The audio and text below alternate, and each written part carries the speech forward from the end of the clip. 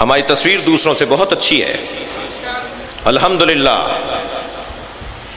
یہ خود کردار ہے. یہ جو رونے کی مشق ہے نا، یہ جو آپ روتے ہیں نا، جو روتے نہیں ہیں وہ ہمارے رونے کو سمجھیں.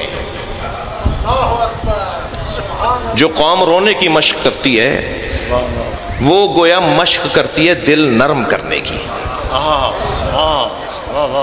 میں اہل دقت سے توجہ چاہوں گا. وہ در حقیقت رو رو کر اپنا دل نرم کرتی ہے. رونا نہیں آ رہا، رونے کی شکل بناؤ.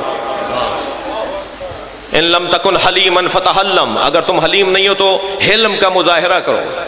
ایک وقت آئے گا کہ تمہیں حلم میں مزہ آئے گا، بردباری میں مزہ آئے گا. جو رونے کی مشق کرتے ہیں گویا وہ دل نرم کرنے کی مشق کرتے ہیں. پھر حدیثوں میں آیا اگر آنسو نہ آ رہے ہوں تو فلاں فلاں غذا کھاؤ، اس سے تمہیں آنسو آئیں گے.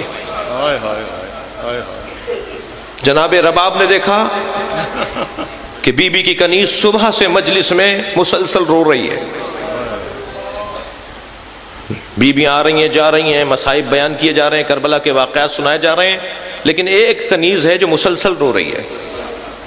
بلا کر پوچھا سیدہ رباب نے، بی بی رباب نے، حضرت امام حسین کی زوجہ نے، تم اتنی دیر سے کیسے رو رہی ہو؟ فرمایا بی بی میں ہر کچھ دیر کے بعد کچھ لمحوں کے لیے باہر جاتی ہوں اور شربت پی کر آتی ہوں.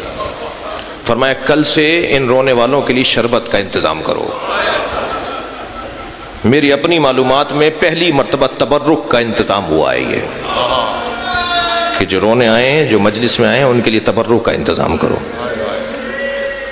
ہمیں تو تربیت دی جاتی ہے کہ رونے کی مشق کرو. جو قوم رونے کی مشق کرتی ہو نا وہ پھر کسی کو رلاتی نہیں ہے. پاکستان میں کیا کچھ نہیں ہوا مگر ان رونے والوں نے کہیں جا کر خودکش حملہ نہیں کیا. جو اپنے بدنوں کو ماتم کر کے تکلیف پہنچا سکتے ہیں، وہ کسی اور کو کچھ کر سکتے ہیں. کتنا آسان ہے ان کے لیے، مگر نہیں، کہیں جا کر ہمارے لوگ خودکش دھماکہ نہیں کرتے. متوکل نے چن چن کے شیعوں کو مروایا. جب اس کے ذمہ داروں نے کہا ہم نے سارے شیعہ مار دیں، یا قبر میں ہیں یا زندان میں، اس نے پوچھا کتنے شیعہ بچے ہیں؟ کہا حضور یا قبر میں ہیں یا زندان میں. متوکل کا جملہ، یا شیعہ زندانوں میں ہیں یا شیعہ قبر میں ہیں. کہنے لگا نہیں، تم نے ابھی شیعوں کو ڈھونڈا نہیں ہے. کہا کیا کریں؟ کہنے لگا بھرے بازار میں کسی پر بلا وجہ ظلم کرو، جو بھی حمایت کرنے نکلے سمجھو علی کا شیعہ ہے. یہ متوکل کا جملہ ہے. جو بھی اس مظلوم کی حمایت کرنے باہر آئے سمجھ لو یہ علی کا شیعہ ہے. اس لیے کہ علی اور اولاد علی نے اپنے چاہنے والوں کی ایسے تربیت کی ہے. نہیں سمجھ رہے آپ ہمارے رونے کو؟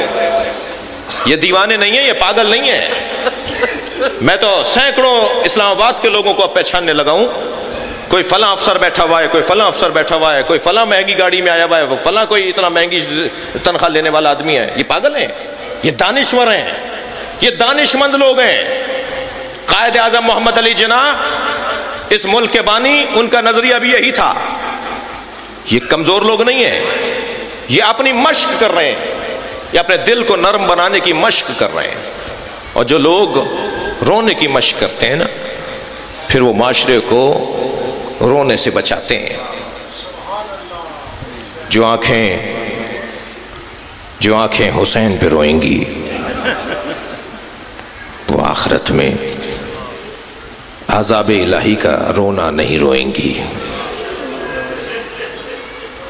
جو آنکھیں دنیا میں حسین پر نہیں رو پائیں گی ان کے لیے آخرت میں مسئلہ ہوگا.